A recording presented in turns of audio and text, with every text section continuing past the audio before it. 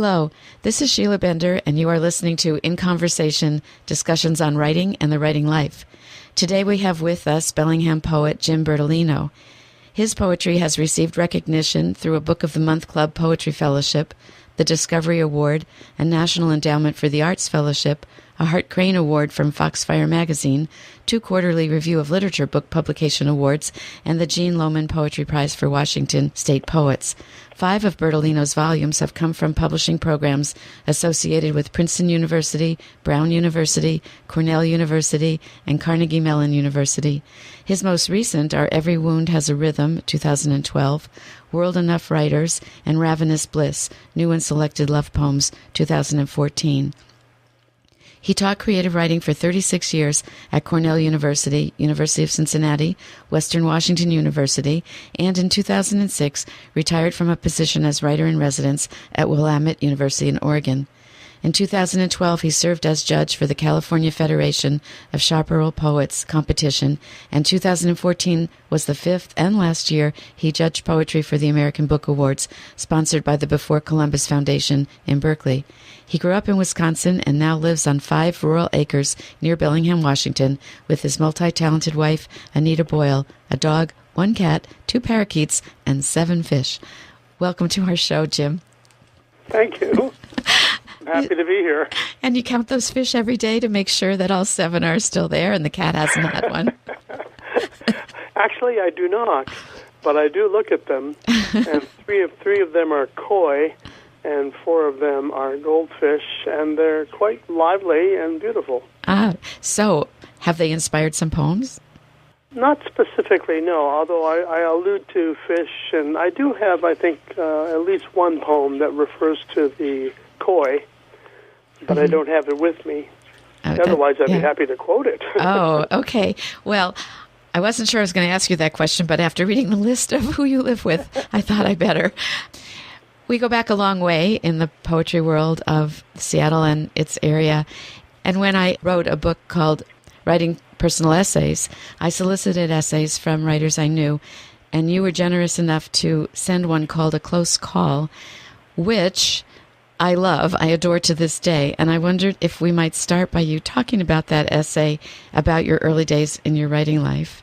I'm not sure when you wrote the essay exactly, how old you were past adolescence, which is the time of the essay. Can you tell us a little bit about it? Let me think. Trying to remember that essay. A close call. What was the close call? Oh, well, the close call was your dad discovered that you wanted to be a poet. Oh, that's right. Yes, indeed. Yeah, I had submitted a manuscript of poems to a publisher that I only later learned they publish your poetry at your expense. But when this manuscript came back to the house with this wonderful letter to me about wanting to publish my book, because my father has the same name as I had, the same name that I do, James, he thought it was for him, and he opened it up. And then he started reading some of the poems, and he thought they were disgusting. And I was so upset when I heard from my mother that he had done that, and he felt embarrassed that his son was a poet. I later climbed up on a high, 70-foot high crane that at a building site, and I was going to take my own life. I was so upset. Yeah. But then when I'm swaying back and forth on that crane, I visualized the funeral for me. And I visualized my father standing next to one of my uncles saying, he was crazy, you know, we knew he was crazy. And I thought, sure, if I kill myself, I'll prove to my dad that I was crazy.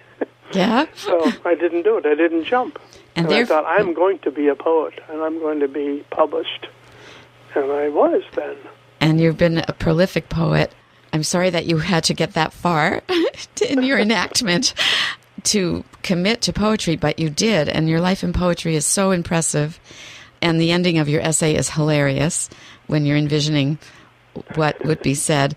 And I think a lot of people who write poetry face that situation where people think they're crazy to dabble in poetry or think the way poets do or think poetry is even important. So Do you have anything maybe to tell us about how a life in poetry has shaped you and made you committed to the idea that not only your poems, but fostering poems in your students and in literary magazines has been really important for not only poets, but everybody? One of the issues that I always used to bring up with my students over the many, many years I taught creative writing at various institutions, and I don't mean like a prison, I mean, colleges and universities. You never get published, you never win any awards if you don't submit your work. You've got to get it out there and keep submitting, keep it going, and that was always my policy. I would not let a month go by without sending work out to magazines or to competitions, and 80% or 90% of that stuff doesn't get responded to or isn't successful, but that extra 10 or 20% can bring money your way, can bring awards your way. That's the way things have gone for me. You focused on keeping the poetry out there. Yes, absolutely. How do you handle rejection, or how do you teach others to handle rejection? You said 80% of the poems don't get accepted.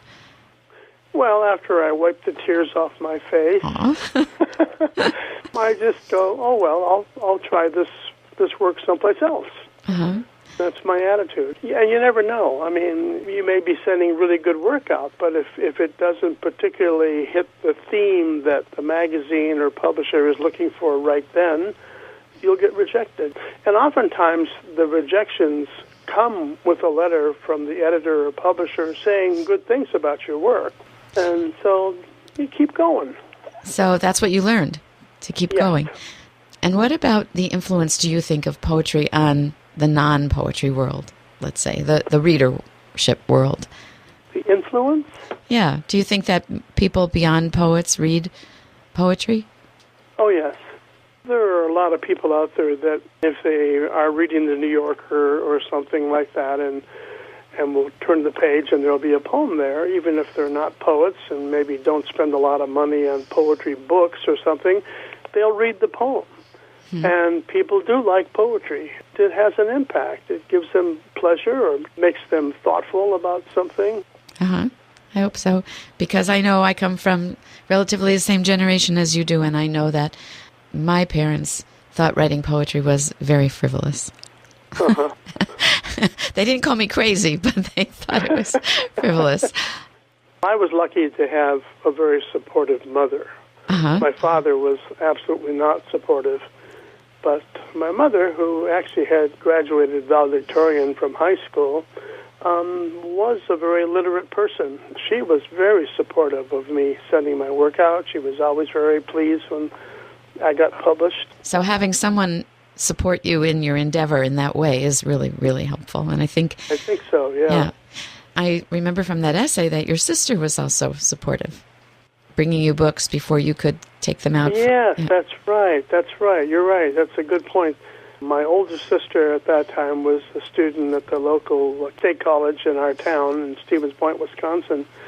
And because she knew I loved poetry, she would bring home books from the university library for me to look at and to read. And I didn't like them all, but some of the ones she brought home were very important to me. And I felt very fortunate to have connected with that particular poet's work. And over a period of time, then, I developed a mental list, I guess, of the poets who I liked. So would you call that early time, those poets, your first teachers, even though you hadn't met them in person? The poems were instructive, yes, indeed. Uh-huh. And I was always interested in reading the biographies, the biographical notes on the books or in the magazines about these poets, and it helped me visualize what the life of poetry could be like. And so that's when I began to open my mind and consider the fact that, maybe I could be a professor of creative writing and stuff, which I did for a long time. Yes, and many places. What do you think the strongest influence you may have had on other poets, besides the part about encouraging people to keep on sending their work out in your teaching, whether it's an extension of one of the people who taught you or your own invention? What do you think are some of the important things you've taught poets? Well, it brings to mind something. When I was in the graduate program at Cornell. I was lucky enough to take a creative writing workshop with the poet A.R. Ammons, who was world-renowned at that time. And in fact, it's interesting that I've just been the current chair of the English department at Cornell is writing a book about A.R. Ammons, and just a couple days ago I got an email from him asking if I would contribute something for his book, some memory. Anyway, Ammons, A.R. Ammons, we knew him as Archie, came into our creative writing class, and he opened up the class by saying that there was a passage from a Bertolino poem that he wanted to share. And it was a couple of lines from the most recent poem I had submitted to him for consideration for a class assignment. And that was just such a thrill to me. And he picked out 2 lines out of about a 20-line poem that were really the best things in the poem. And that taught me something as an instructor myself when we're discussing a student's poem in a workshop, is I always try to find at least a passage that is really wonderful to focus on. And I think that can be very helpful and useful to the student poet to have what the professor thinks is their best line or two discussed. One of the things you have to learn as a poet is how to hear those lines yourself when you're revising. And if you're taught in a way where nobody shares that with you, it's very hard to learn to do that. So it's been my experience, too, that it's really, really important to know that your words rang deeply for somebody.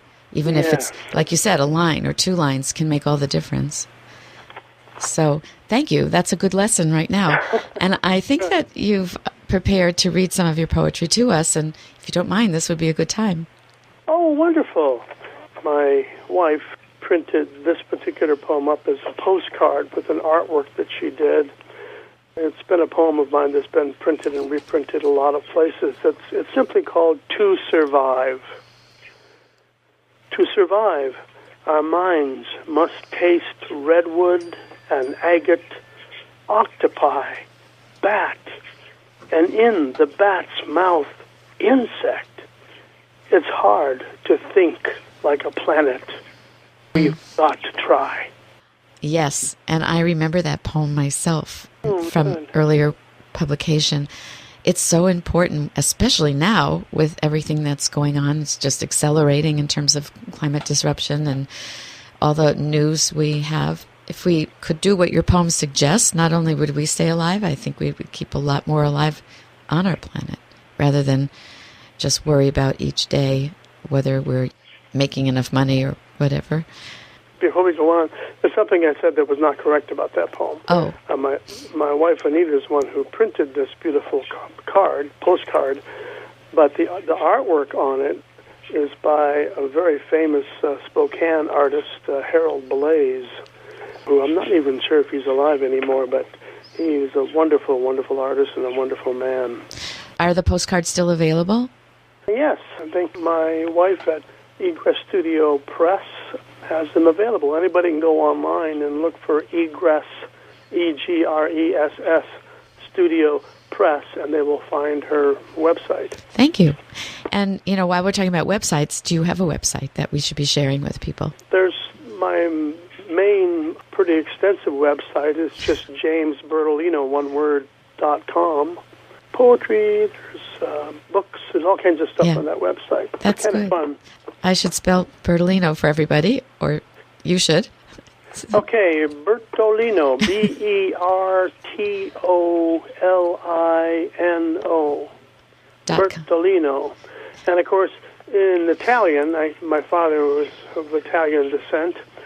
The word Berto means bright, or it means appealing or attractive, bright. And lino, of course, means line. And it's just kind of interesting. I only learned this a couple of years ago, of course, but Bertolino was a wonderful Italian name for a poet. Absolutely. We should all look for a wonderful Italian name, pen name, if we're not lucky enough to have it, a birth name. You are listening to KPTZ 91.9 FM, Port Townsend. In case you just joined us, you are listening to In Conversation with Sheila Bender, discussions on writing and the writing life. Sheila is talking with longtime Northwest poet and Bellingham resident Jim Bertolino about his life in poetry. So let's get to reading some more of your poems. Okay, here's one called Thought Chemistry. And I have a quote from a poet who is now deceased, but he was a wonderful poet about my age, and I loved him in his work. Okay, where love creates the object that it loves. Thought Chemistry. As they move naked across the room, he says, think the perfect snow. Each cool flake is irrefutable, elegant as it touches their skin. Their damp pores open like mouths chanting Om. The world so still, she hears the music blood plays on his eardrums. Wow. How? It's a beautiful love poem, very powerful. Well, here's one called Mouth Music. Okay? Uh-huh. Given his speech encumbrance, it would not be unexpected if he described his muscular girlfriend as Amethon. She was overweight and hardly qualified as Amazon. She did favor the transparent quartz known as amethyst for her jewelry, which she kept under her bed in an odd saffron-tinted wooden cheese box. They had met as on-stage actors who had agreed to get together off-stage, which gave birth to a lasting agreement to never marry or mar their relationship with domestic demands. She played the flute, and it had affected the way she breathed. There was always a subtle whoosh, especially when she was excited. He loved the fact they both had special mouth issues. She enjoyed noticing that strangers felt they were being mocked when he spoke. He thought it a lively jest. And it's fun to say mouth music.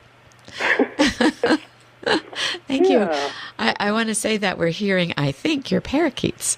Oh, you're hearing two parakeets. Uh-huh. Is that good for the tape? It's fine. I just wanted to welcome them to the program as well, just so listeners know that you're not alone there. We call them the mugwumps, and one is named Mel, and the other one is Murray. And they're both male parakeets, and they love each other. One's green and one is blue. Okay, thank you. Well, welcome, Mel, and who's the other one?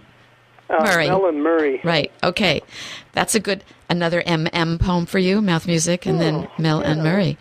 So how would you describe any changes in your poetry from when you began, and you began publishing early in your poetry career, till now when you retired and I hope writing up a storm?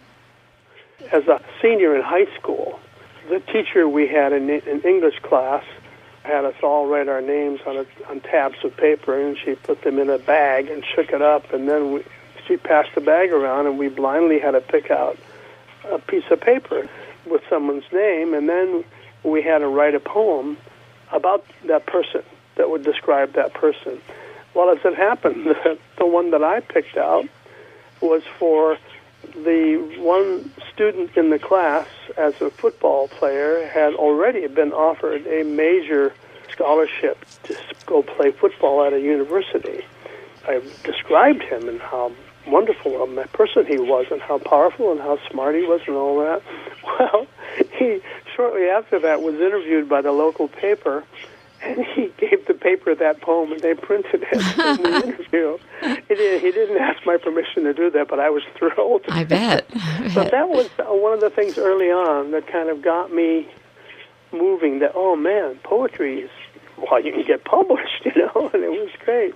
And then, of course, as a senior in college, because I'm somebody who thinks that you need to submit your work or apply for awards if you're ever going to get them, I applied for that Book of the Month Club College Poetry Fellowship. And this is 1970, and it was $3,000. And the idea was to give the poet enough money to live on for a year and to just write poetry for a year. And boy, between those kinds of events, I mean, I was already, as a senior in college then, I was totally committed to a life of poetry. And did it get harder to continue writing when you were employed as a professor? No, it didn't get harder. And one of the things that I would often do in my creative writing classes, and when I would give an assignment to write something in class, the students would write a poem in class, I would write one too. And that was a good way of keeping my momentum going. But of course, over the years, I got to know so many other poets, and I read so many other poets, and I actually gave poetry readings with other poets from coast to coast over the years. It's always just kept things alive for me. Mm-hmm. I always remember Kim Stafford saying in a class I took with him that as a poet you must keep worthy company. And I think what you're telling us is part of the worthy company, maybe the largest part, are other poets. And finding ways to interact with them and listen to them and have them hear you is really basic. Kim, by the way, is very worthy company. Yes. So I want to ask you a few more questions, but I'm wondering, since we mentioned it, and I don't want to put you on the spot, but there probably are poets and other people who would like to be poets listening, and I wonder if you could share one of your favorite assignments, the kind that you would sit down and write as well with your students. One of the assignments, for example, is to think for a while about what would be a good line to open the poem with, a good line that would capture, through imagery and through word choices, a subject matter that could then inform the poem. And then you take that line and you modify it and use it as the last line in the poem.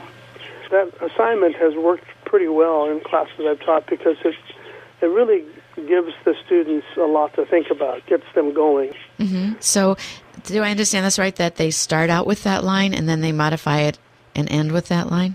Yeah. So it appears kind of twice. Yeah, it appears twice, but it's the process of writing the poem, when you get the line at the end in somewhat different form, it's been changed in a sense by the process of the poem. And so it's a good way to kind of cap things off. What makes a good line to start with?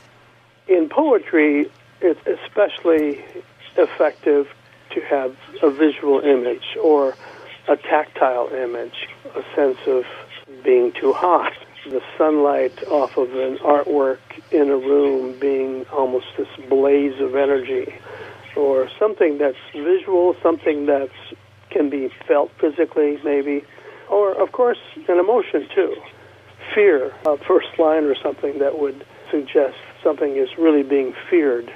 It's hard not to continue reading a poem when the first line indicates there's something really fearful, because then the reader wants to know, wants to find out. There's no reason why a poem half a page long can't have an impact on the reader that's very similar to the way, say, a good short story or a good novel would open, with some image or some reference or something that catches the attention of the reader and which makes them want to read more. No introduction, just splash in? Splash in. So now you're retired, correct?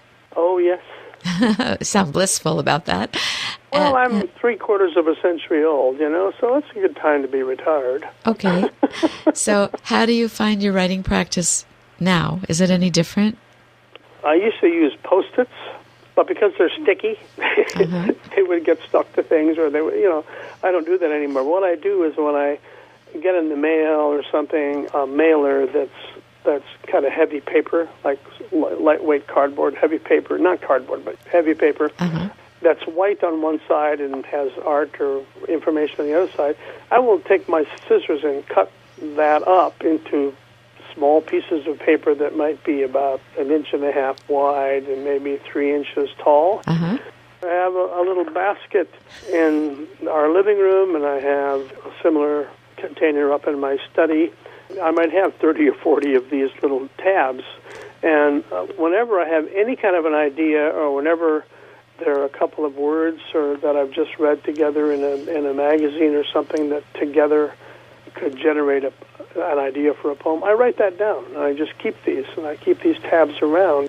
When I've got a little time, I pick one of these tabs up and look at it, and I'll write something or type something if I've got the computer open. And that's one of the ways that I compose. That's fantastic to know. So once you pick them up, where are they? They're not in that basket anymore of the blank ones. Once I pick it up, I'll put it on the table where I might be sitting with a tablet or something, or with my journal, or next to the keyboard if I'm sitting at a computer. And that's where they sit, and I just look at them and I think about it. Yeah, and at that point, I imagine they're kind of dissociated from when you first wrote them down. So they may be brand new ideas. Yes, indeed. Mm-hmm. Yeah, I like that. I think that's really fun. I remember reading and hearing from the short story writer, Ron Carlson, that he would do something similar, but keep it in a paper bag. And then one day his wife, he had several paper bags, and one day his wife took them to the curb for recycling. So I think a basket's better because, that's pretty clear. That's something different than recycling. And then he started typing them. And what he says about them is he just numbers them and he uses them to thicken the brew. He's a short fiction writer or novelist too. And what you're saying is they're actually sort of launching pads. Yeah, well, thank you for telling us about that. I think I'll go home or maybe I'll stop on my way home at a yard sale and get a basket and begin, because I do just recycle those things that come in the mail. But to think to alter them to a poetic purpose would really be fun. And I think a lot of everything you've read to us today is so full of embodiment and the feeling of bodies. And I think to cut up those pieces of paper also is a body experience as opposed to just a mental experience. And it's kinetic, and I really appreciate that you've shared that. So we only have about a minute left, and I wonder if there's a parting word of wisdom you'd like to offer for people who read or write poetry, or both. One of the things I do sometimes is I'll do a whole page of little aphorisms that I make up, like a sadness that glows in the dark, or some days the clouds are blisters on the sky. These are things that have spawned poems, like the muse works in mysterious waves. His love, now dried like a fig, required more chewing. Wow. I was beginning to think of these as what if poets could have fortune cookies, and these fell out of the fortune cookie. Yeah. That one's an interesting one to get when you're at dinner with your beloved. Great. Yeah. That'd be a way of, a new brand name, Poetry Cookies. Right. Well, Jim, you're retired. Maybe you have time to do that. So I just want to spend our last seconds together thanking you very, very much for all that you shared and for all the poems that you've written. I hope to get up to Bellingham soon and say hi. Okay. Well, Sheila, you are top niche. And this has been wonderful. I've enjoyed it very much. Thank you. Thank you so much. In Conversation is produced by Sheila Bender and edited by Charlie Fleischman.